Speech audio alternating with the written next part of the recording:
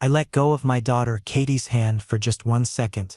Literally 1 second to grab Sam's water bottle from the stroller. When I turned back around, both of them were gone. My heart stopped completely. The park was crowded with families enjoying the Saturday afternoon sunshine. Children laughing on swings, couples walking dogs. But my entire world went silent in that instant. Katie! Sam! I started shouting, spinning around frantically. My breathing became shallow and rapid. My hands trembling uncontrollably. I was a single dad. These two were everything I had in this world. No partner to call for backup. No family living nearby to help search. Just me and my twins, and now they were nowhere to be seen. The panic attacks started creeping in from the edges of my consciousness. I dropped to my knees and looked under the park benches. Ran toward the playground slides, checking behind each one. Circled the swing set 3 times, calling their names louder each time. People were staring at me with mixed expressions of concern and judgment, but I didn't care what they thought. I needed to find my children. Hot tears started streaming down my face, but I wiped them away aggressively. Crying wouldn't help. Searching would. My mind raced through terrible scenarios. What if someone took them? What if they wandered into the street? What if they were hurt and calling for me? I checked my phone with shaking hands, hoping somehow they'd know to call me even though they were only 5 years old. Nothing. My chest felt like it was being crushed under an enormous weight. Then across the open field near the duck pond I spotted them.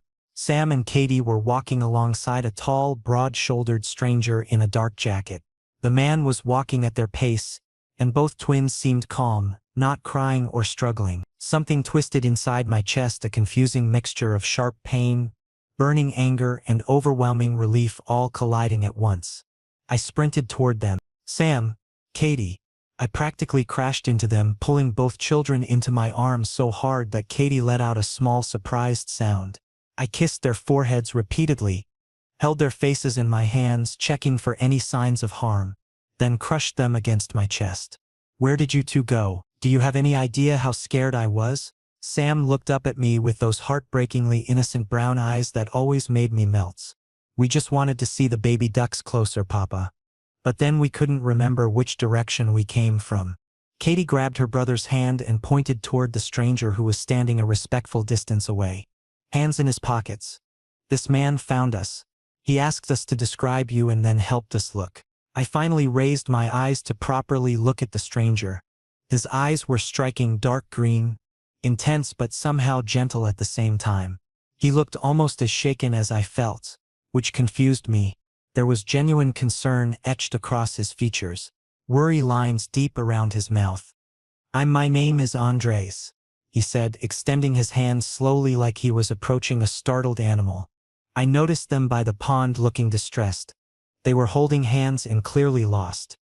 I thought the best thing was to help them find their parent. My hand was still shaking when I grasped his in a handshake.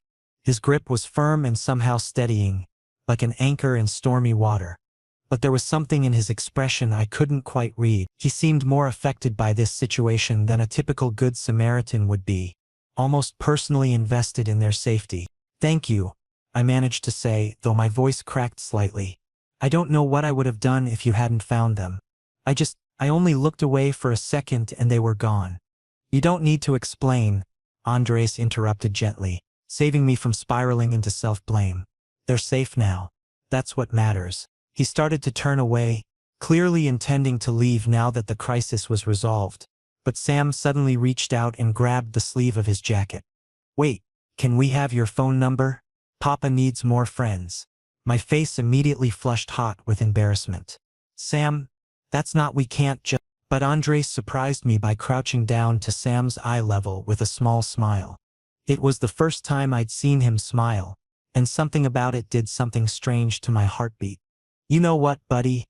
That's actually a pretty good idea. How about this, if your papa ever needs help with anything, he can give me a call." He pulled out his phone and I fumbled with mine, nearly dropping it twice before managing to open my contacts. Andres recited his number slowly while I typed it in with unsteady fingers. When I finished, he stood back up to his full height, which I realized was several inches taller than me. "Really, thank you," I said again, feeling like those words were completely inadequate for what he'd done. You didn't have to get involved, but you did anyway. Anyone would have done the same, Andres replied, though something in his tone suggested he didn't quite believe that himself. Take care of them, and yourself. He gave a small wave to the twins and walked away across the park. I stood there with one hand on each of my children's shoulders, watching his figure grow smaller in the distance. Katie tugged on my shirt. Is he going to be our friend now, Papa? I looked down at her hopeful face, then over at Sam, who was swinging our joined hands back and forth like nothing traumatic had just happened. I don't know, sweetheart, he was just being kind. But even as I said it, I kept glancing back at where Andres had disappeared around the park's edge. There was something about the way he'd looked at the twins, protective, almost tender, and the way he'd looked at me when I was falling apart, understanding rather than judgmental. Most people would have just pointed me in the right direction and left. But he'd stayed. He'd made sure we were okay before leaving. We walked back to where I'd abandoned the stroller, and I strapped both twins in even though they usually complained about it. They didn't protest this time, perhaps sensing how badly I needed them secure and close. As I pushed the stroller toward the parking lot, my phone felt heavy in my pocket, like Andres's number was a physical weight I was carrying. I had no intention of using it.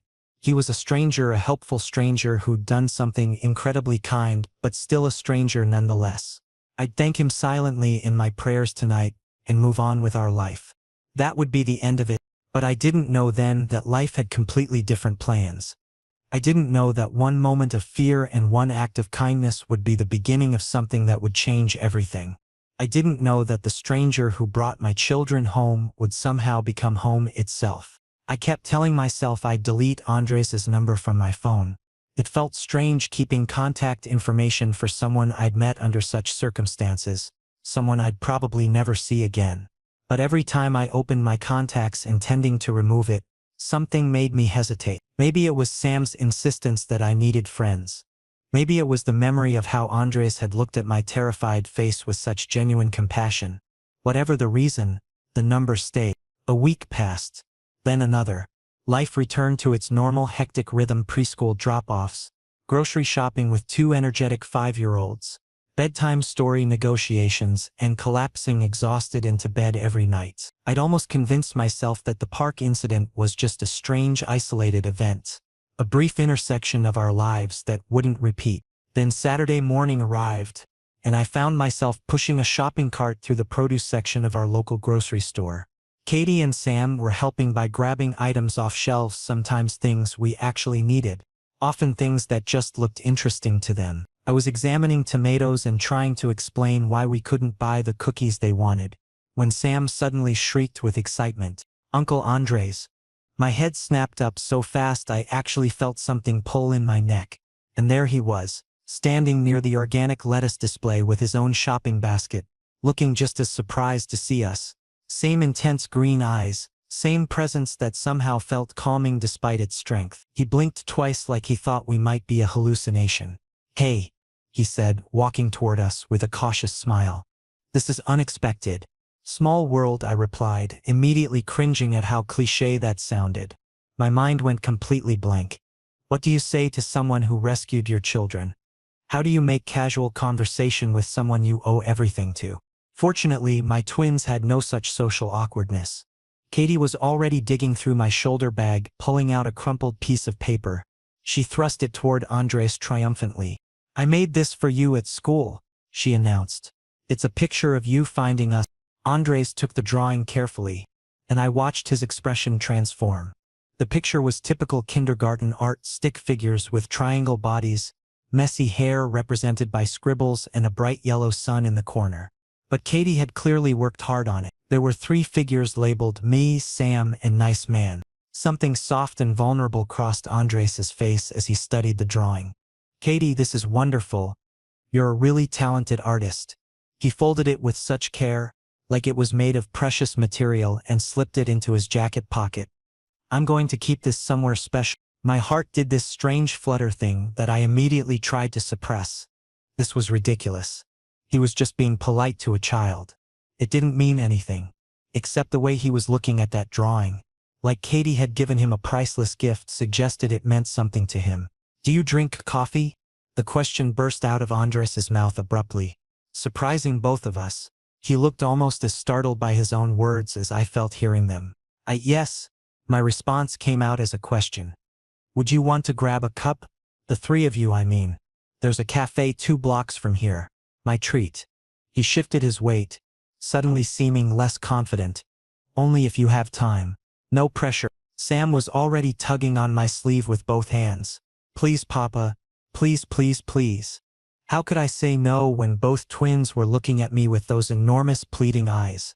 And truthfully, a small part of me, a part I wasn't ready to examine too closely, wanted to say yes anyway. There was something about Andres that made me curious, made me want to understand why he seemed to care so much about 2 children he'd only met once.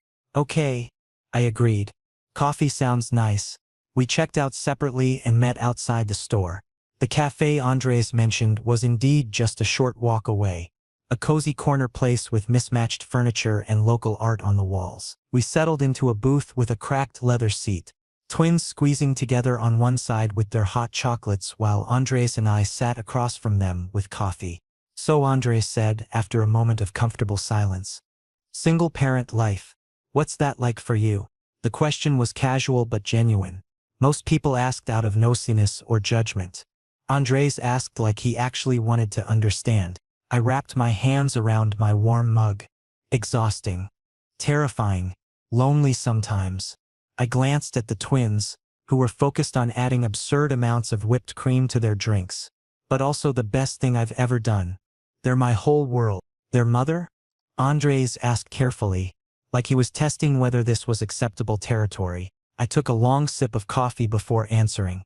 She was never really in the picture. I adopted Sam and Katie when they were infants. Their birth parents couldn't care for them, and they were going to be separated into different foster homes. I couldn't let that happen, so I applied to adopt them both. Andres leaned back, processing this information. No judgment appeared in his expression, just deepening interest. That's incredible, Julian. Most people wouldn't take on that responsibility. Hearing him say my name sent an unexpected warmth through my chest. I'd always wanted to be a father. The traditional route wasn't going to work for me, so I found another way. These 2 deserved someone who would love them unconditionally. And they found that, Andres said softly. You can see it in how they look at you, how secure they feel. We talked for over an hour. Andres told me he worked as a freelance graphic designer, mostly from home, which explained his flexible schedule. He'd moved to our town 6 months ago for a fresh start after a difficult breakup. He'd always imagined having a family of his own someday but had started accepting it might not happen. When Katie spilled her hot chocolate across the table, Andres didn't flinch. He just grabbed napkins and helped clean up, making jokes that had both twins giggling instead of crying from embarrassment. When Sam asked him 17 questions about whether superheroes were real, Andres answered each one seriously and thoughtfully. As we prepared to leave, Sam delivered his second bold request of the day. Can you come to our house sometime? Papa gets lonely when we're asleep. I nearly choked on the last sip of my coffee. Sam, we can't just invite. I'd like that, Andres said, his eyes meeting mine with something that looked like hope. If it's okay with your papa, and despite every logical voice in my head telling me to keep boundaries with this person I barely knew, I heard myself say Sunday afternoon? I'll be there. Sunday morning I woke up with inexplicable anxiety twisting my stomach into knots. What had I been thinking, inviting someone I barely knew into our home? This was where my children lived, our safe space. And yet I found myself cleaning compulsively, straightening cushions that didn't need straightening, organizing toys that would be scattered again within minutes. Why are you being weird, Papa? Katie asked, watching me wipe down the already clean kitchen counter for the 3rd time. I'm not being weird, I protested weakly. You cleaned the bathroom twice, Sam pointed out from where he was building with blocks. You only do that when Grandma visits. They weren't wrong. I forced myself to stop tidying and took several deep breaths. This was just a friendly visit. Andres was simply someone who'd been kind to us, and we were returning that kindness with hospitality. Nothing more complicated than that. When the doorbell rang at exactly 2 o'clock, my heart jumped into my throat. I opened the door to find Andres holding a reusable shopping bag, looking slightly nervous himself, which somehow made me feel better. I brought some things, he said almost apologetically. I hope that's okay. The twins immediately swarmed him, and he laughed as they grabbed his hands and pulled him inside. I watched him take in our home, the photos covering one entire wall, the colorful artwork stuck to the refrigerator with magnets, the organized chaos that defined our life. From his bag, Andres produced 2 new board games designed for young children, a set of watercolor paints and a small potted succulent. "This one's for you," he said, handing me the plant. "I noticed you didn't have any plants in the cafe and I thought, well, succulents are supposed to be calming. Low maintenance too, which I figured might be important." I stared at the small green plant in my hands, completely thrown by this thoughtful gesture. "You didn't need to bring anything." "I know. But I wanted to." Those 3 words, "I wanted to," said with such simple sincerity, made my chest feel tight. We spent the afternoon in a way I hadn't experienced since before I became a single parent, just relaxed and easy. Andreas got down on the floor with the twins and helped them set up an elaborate board game involving colorful pieces and silly rules. His laughter was genuine, not the forced enthusiasm adults sometimes use around children. He listened to their rambling stories, asked follow-up questions, and treated their 5-year-old opinions with real respect. I made snacks in the kitchen but kept finding excuses to linger in the doorway, watching how Andres high-fived Sam when he won, how he let Katie braid his hair with her tiny, clumsy fingers even though it probably hurts, how naturally he fit into our space like a puzzle piece we hadn't known was missing. After dinner, pizza that I definitely didn't stress about ordering, I took the twins upstairs for their bath and bedtime routine. When I came back down 45 minutes later, I found Andres had cleaned up all the dishes and was sitting on the couch, looking at the photo wall. "Sorry that took so long," I said. "Bedtime is always an elaborate negotiation." "Don't apologize." He patted the couch beside him. "I was just admiring your photos. You can see their whole lives here." I sat down, leaving what I thought was an appropriate amount of space between us, and looked at the pictures I saw every day. I take photos obsessively. I never want to forget a single moment with them. Their first day of preschool? Andres pointed to one photo where both twins were holding signs. Sam cried for 20 minutes. Katie told the teacher she was in charge now. Andres laughed. Then his expression turned more serious. "Can I ask you something personal?" My breath caught. "Sure. Do you like having children?" He seemed to be choosing his words carefully. "Not just love them, which is obvious, but actually enjoy the day-to-day experience of being a parent?" It was such an unusual question that I really had to think about my answer. "Yes. Even on the hardest days when I'm exhausted and covered in mysterious sticky substances, I wouldn't trade it. There's something about being needed so completely, being someone's entire world. It gives everything meaning." Andres nodded slowly, his eyes distant. "I've always felt that pull toward fatherhood, that desire to protect and nurture, but my ex-partner found it overwhelming when I talked about adoption or fostering. He said I was too intense about it, too focused on something that might never happen. So he left? He left. Said I was choosing a fantasy future over our present reality." Andres's jaw tightened. "But it wasn't a fantasy. It was what I wanted my reality to become." Without thinking, I shifted closer on the couch. "His loss, anyone who can't see how much love you have to give is missing out." Andres turned to look at me then, and the intensity in his eyes made me forget how to breathe. We were closer than I'd realized, close enough that I could see the flecks of gold in his green irises. "Maybe meeting you and the twins wasn't random," he said quietly. "Maybe some things are meant to happen exactly when and how they do." "You really believe that?" My voice came out barely above a whisper. "I'm starting to."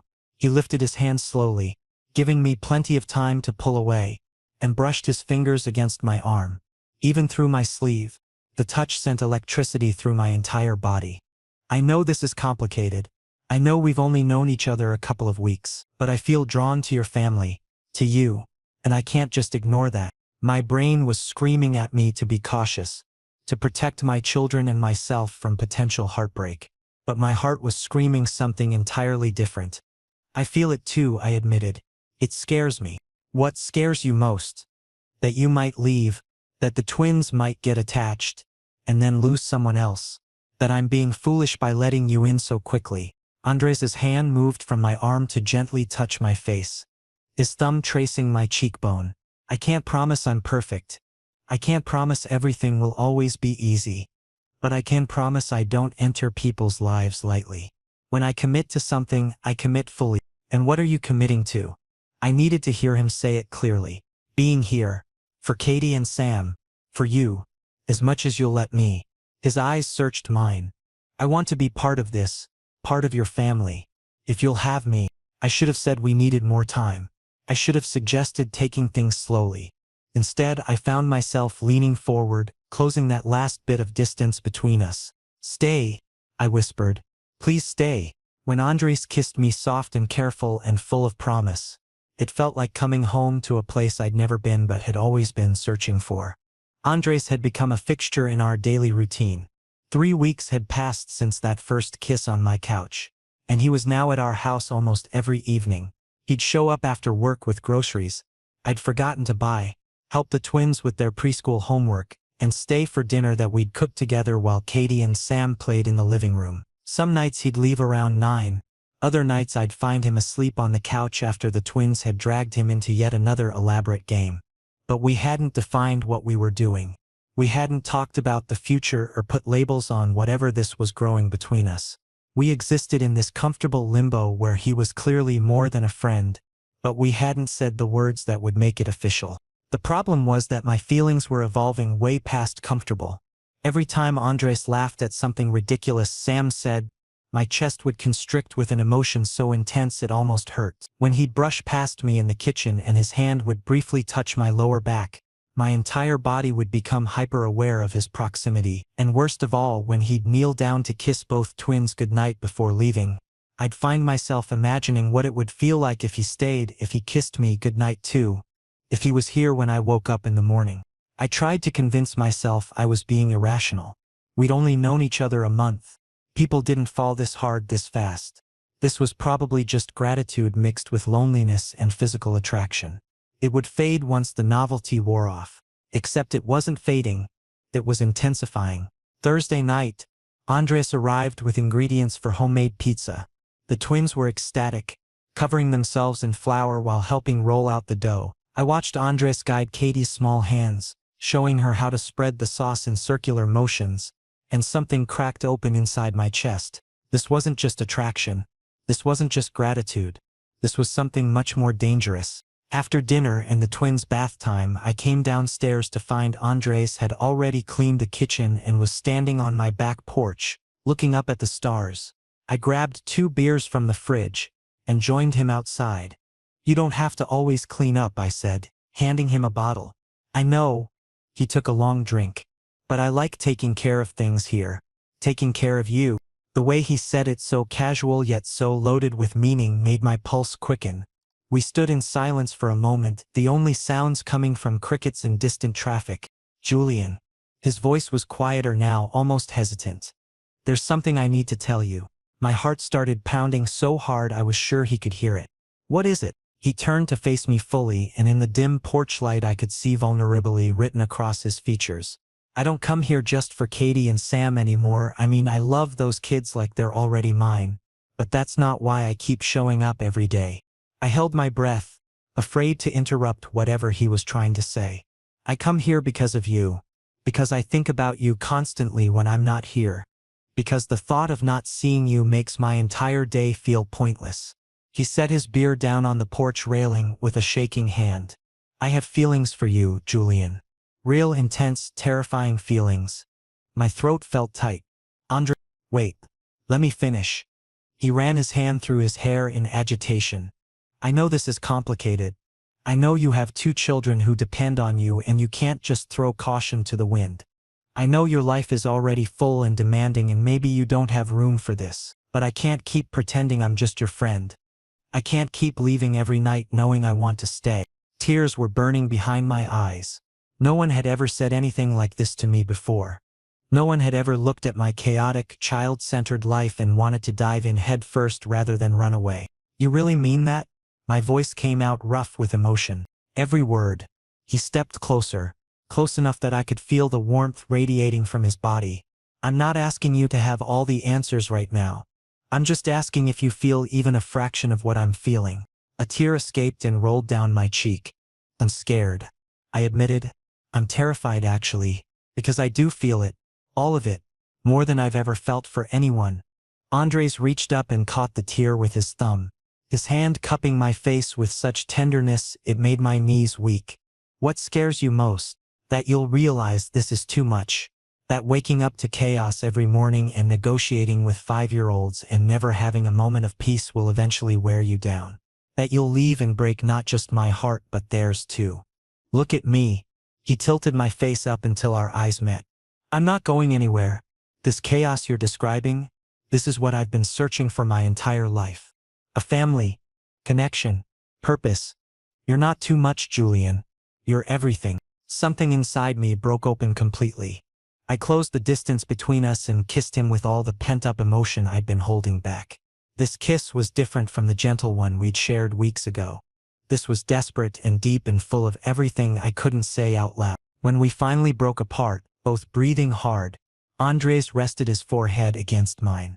So can we try this? Actually try. Together? Yes, I whispered. Yes. Absolutely yes. He smiled that brilliant smile that always made my heart stutter and kissed me again. Fair warning, I'm going to be obnoxiously domestic. I'll probably start keeping clothes here within a week. I laughed through my tears. The twins will be thrilled. What about you? His voice was soft but serious. Are you thrilled? I pulled him closer, wrapping my arms around him and feeling him solid and real against me. I'm terrified and thrilled and so completely overwhelmed that you're choosing us. Choosing this messy, imperfect life. It's not messy, Andres murmured into my hair. It's beautiful. You're beautiful.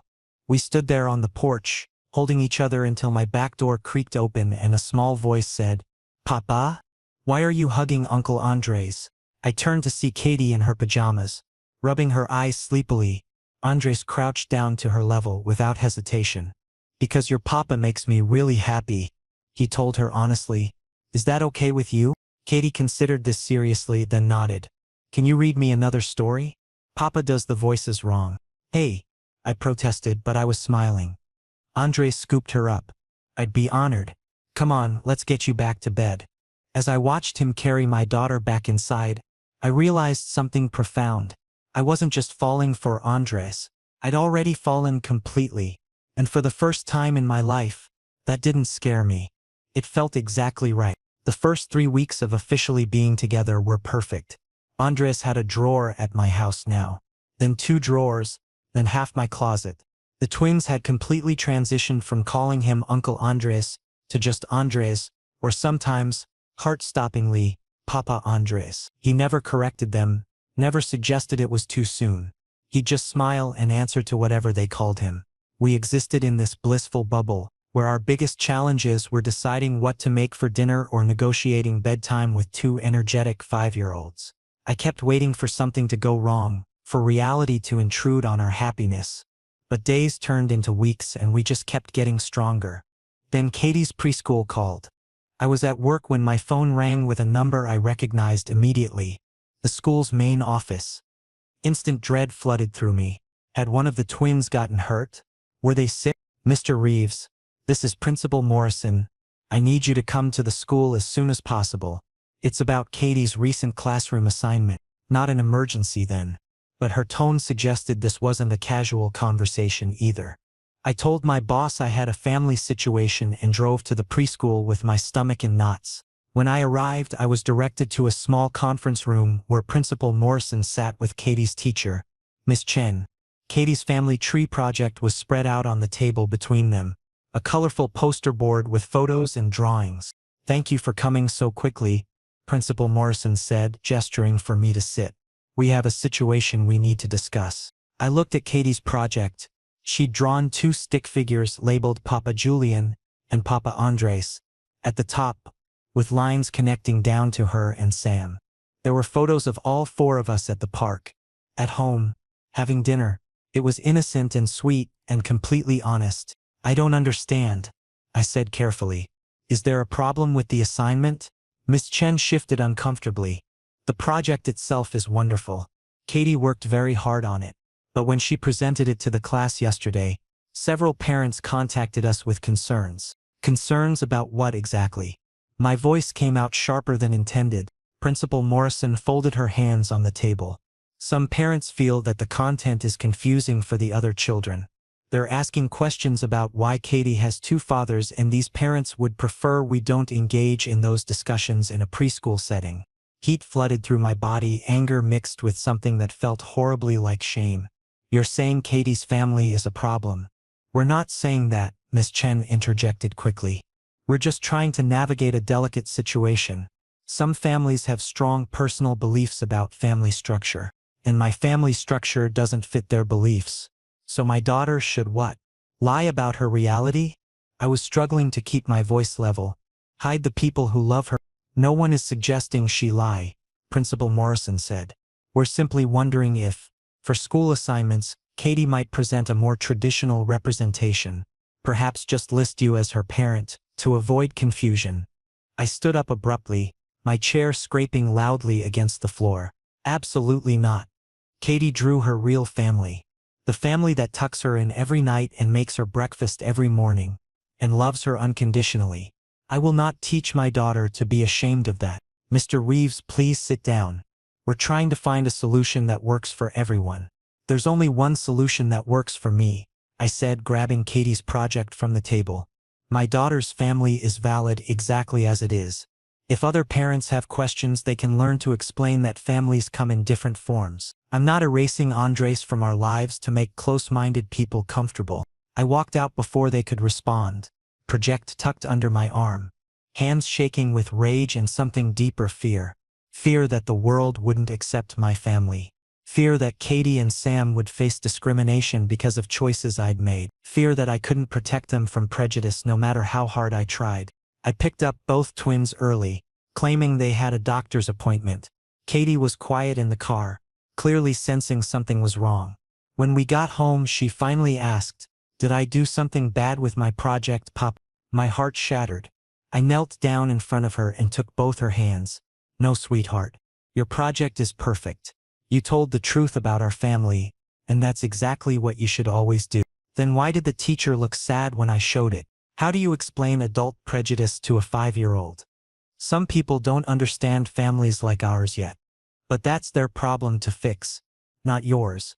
You didn't do anything wrong. When Andres arrived that evening, he had his own key now. He immediately knew something was off. After the twins were in bed, I told him everything. I watched his expression shift from confusion to anger to something that looked like determination. "This is unacceptable," he said, pacing my living room. "They're basically asking Katie to deny I exist, to pretend our family isn't real." "I know," I told them, "absolutely not." "But Andres," I rubbed my face tiredly, "what if this is just the beginning? What if every school, every social situation, every public space becomes a battle?"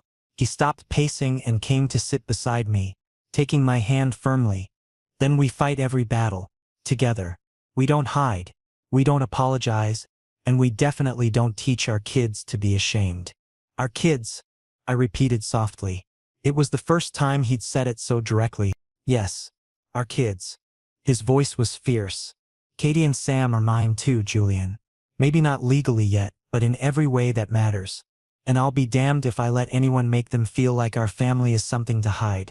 "What do you want to do?" Andres' jaw set in that stubborn way I'd come to recognize. "I want to go to the next school board meeting. I want to speak publicly about this policy. I want to make sure no other family has to face this kind of discrimination. That's a big step. It'll make us very visible." "Good. We should be visible. Our family is beautiful and valid and worthy of celebration." He squeezed my hand. "But I won't push if you're not ready. This is your decision too." I thought about Katie's confused face asking if she'd done something wrong. I thought about Sam growing up learning to hide parts of his life to make others comfortable. I thought about what kind of example I wanted to set for my children. "Let's do it," I said. "Let's fight back." Andres pulled me into a tight embrace. "We're going to change things, Julian. Not just for us, but for every family that comes after us." As I held him, I felt fear and determination warring inside me. This would be hard. This would expose us to judgment and criticism. But staying silent would teach my children that their family was something to be ashamed of. And that was something I would never do. The school board meeting was scheduled for the following Tuesday evening. Andres and I spent the weekend preparing what we wanted to say, writing and rewriting our talking points, practicing in front of the bathroom mirror like nervous teenagers before a presentation. I'd arranged for a babysitter. I didn't want Katie and Sam exposed to what might become a hostile environment. As Tuesday approached, my anxiety increased exponentially. I'd never been someone who spoke publicly about personal issues. I liked my privacy, my quiet life. The thought of standing in front of a room full of strangers and defending my family made me want to throw up. "We can still back out," Andres said Monday night, reading my tension. "We can switch Katie to a different school and avoid this whole confrontation." No. I was surprised by the firmness in my own voice. Running away just pushes the problem onto the next family. "We need to do this." Tuesday evening arrived too quickly. The school auditorium was packed. Apparently word had spread about the nature of tonight's discussion. I recognized some parents from drop-off and pickup, their faces ranging from supportive to openly hostile. My hands were sweating as Andres and I took seats near the front. The board went through their regular agenda items with excruciating slowness. Budget reports, facility updates, curriculum changes. I barely heard any of it, my heart pounding so loud it drowned out everything else. Then finally, open forum for community concern. Several parents spoke before us. One woman praised the school's academic programs.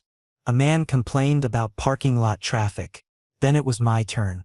Andres squeezed my hand once before I stood up and walked to the microphone. The lights were bright.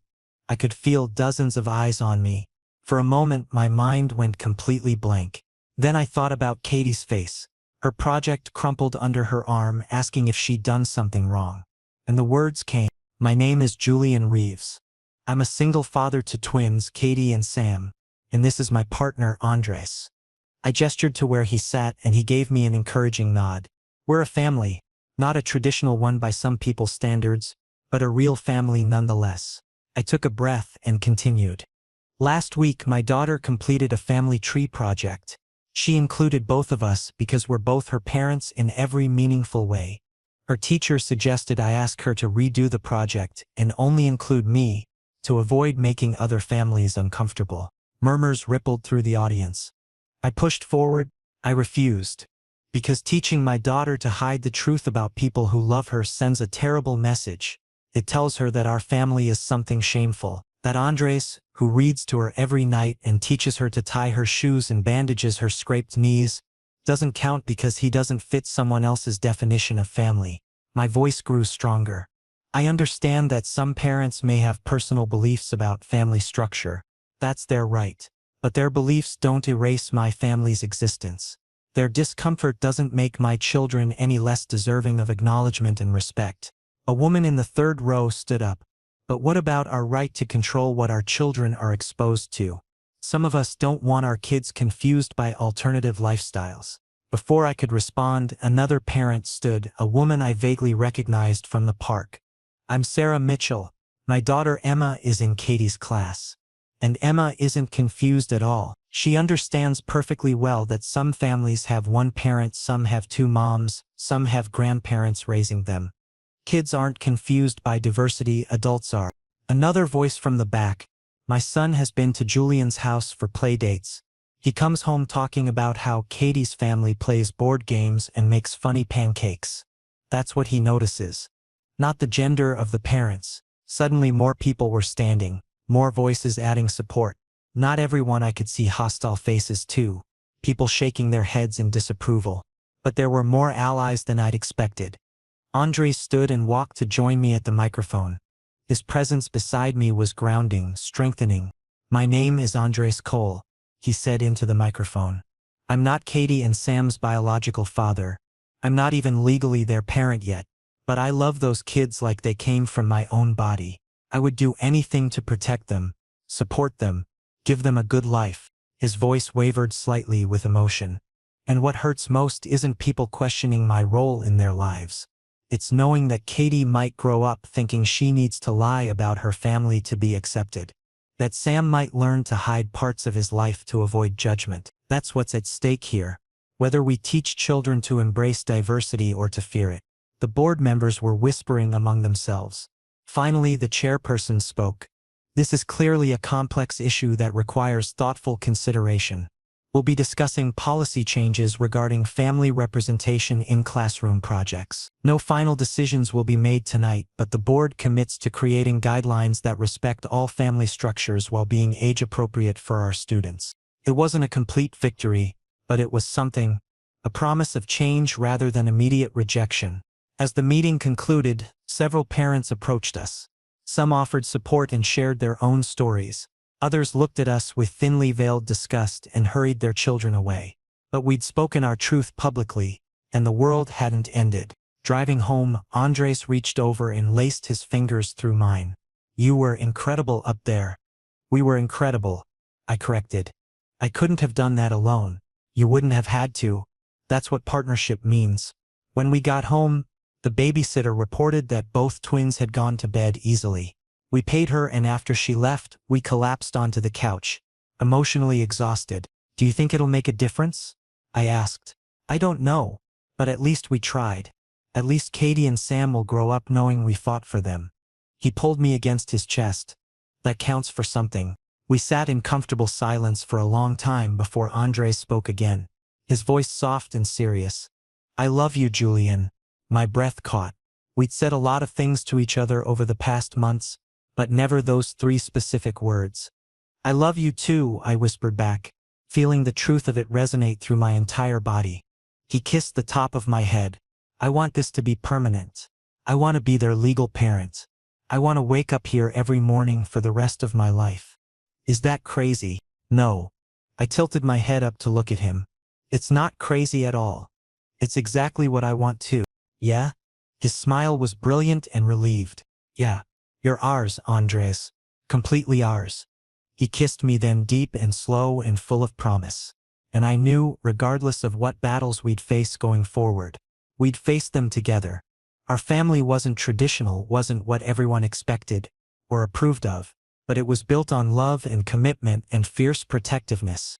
And that made it perfect exactly as it was.